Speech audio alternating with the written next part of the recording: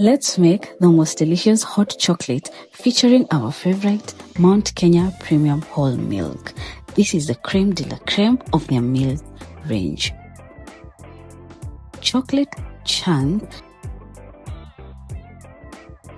vanilla essence and mix all to combine. Let it simmer till the chocolate melts. Next, we are going to go in with our cinnamon, cocoa powder, and mix until well combined.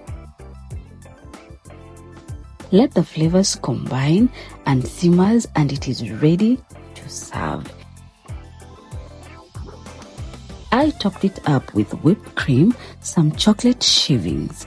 If you've ever wondered how warm hugs feels, this is it in a cup, especially in this cold season. This was so good. It was very delicious. Try this, save, and share with a friend.